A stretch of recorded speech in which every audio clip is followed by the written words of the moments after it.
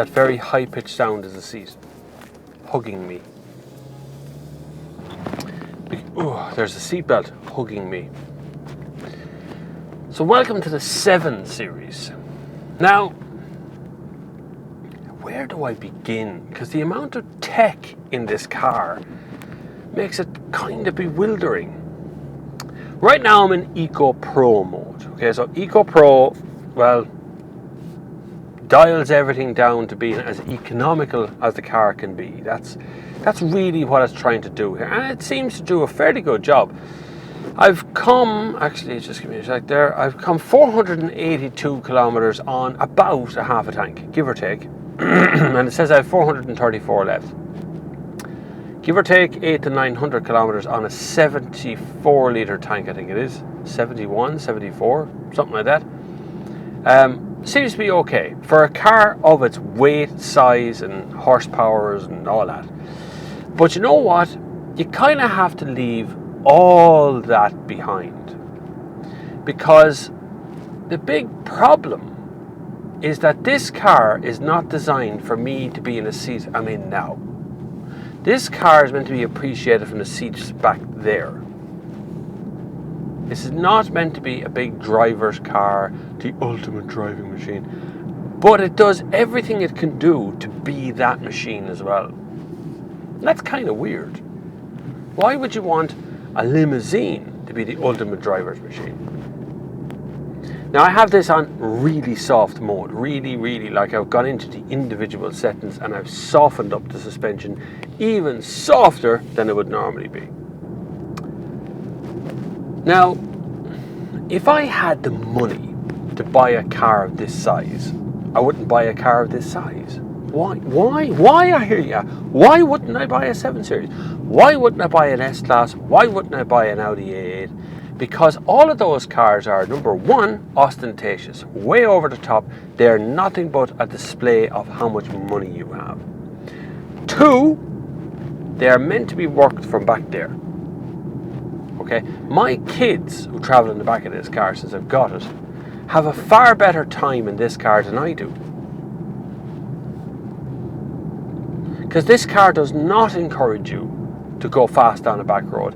This car does not encourage you to try and get where you want to get to very quickly. This car does everything it can to discourage all of that movement and make you just want to wooft along the road. Woofed is a word I've made up.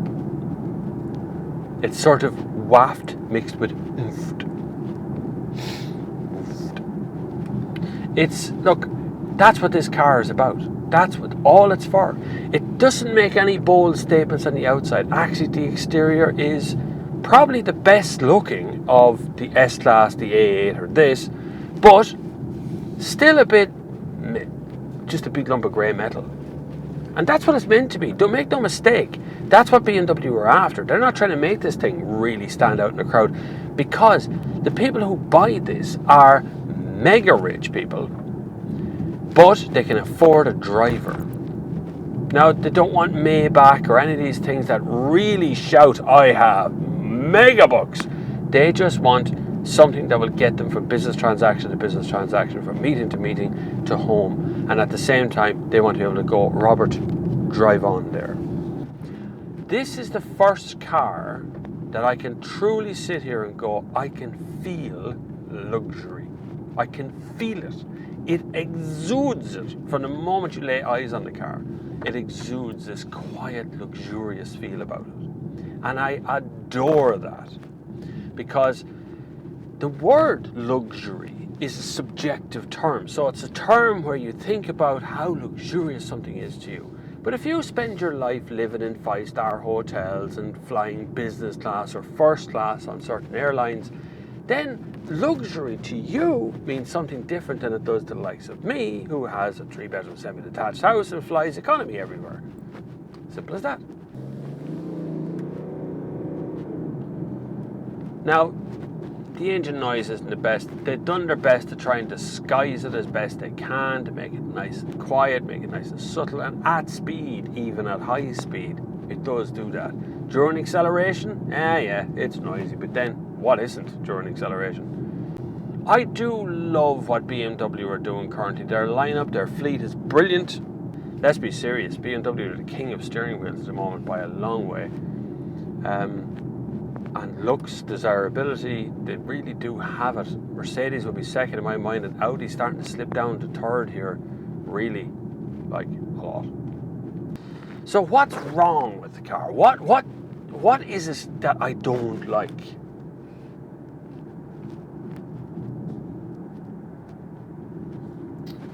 The iDrive is a bit complicated. Oh, the key! The key! The key! This thing. This is one of those keys that's able to tell you all sorts of information about a car. It's like a little touchpad thing, right? So, you know, you can slide it, you can open it, you can close it, you can do all sorts of stuff to the car.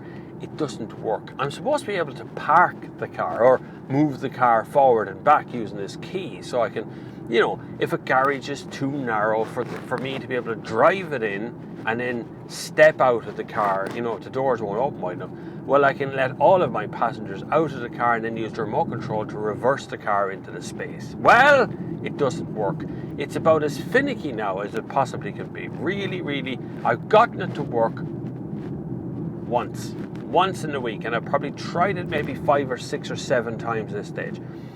You're meant to stand near the car, outside the car, you press the button, the engine starts, you can move the car forward and back, and I did this outside my front door, and all of my neighbours went, "Whoa, that's amazing to see that happen." It was the last time I ever got it to work. I do think there might be something wrong with this key, because every once in a while when I start the car, the dashboard warns me that the key is not present. So maybe it's something to do with the actual key. There's an error, or probably something wrong with it. I don't know. But it's 150 quid or something for this key. Don't bother. Just get an ordinary key. I enjoy this car from behind the wheel. I enjoy sitting in the back of this car watching a movie, or, you know, that sort of stuff. But I wouldn't buy it. I'd buy a 6 Series Grand Coupe, because at no point in my life will I probably ever want a driver. I don't think so. I think even if I won the Euro Millions in the morning and had shed loads of cash, I think I'd probably just still buy a 6 Series Grand Coupe and drive myself around, rather than having anyone else drive me around. Still, this BMW is the pinnacle of luxury. It really is. It really feels every inch the luxurious car, but doesn't look at it. Does it all in a beautifully subtle way, in a very gentle, nice way. And I like it for that. I really do. It's absolutely gorgeous. Anyway, that's it from me on the BMW 7 Series. If you like this review of the €150,000, I don't know how much it is. If you like this review of this over €100,000 car, this well in excess of that, please give us an old thumbs up and a bit of a share and a like and a subscribe as well. Sure, why not? Until the next time, I will see you on the far side.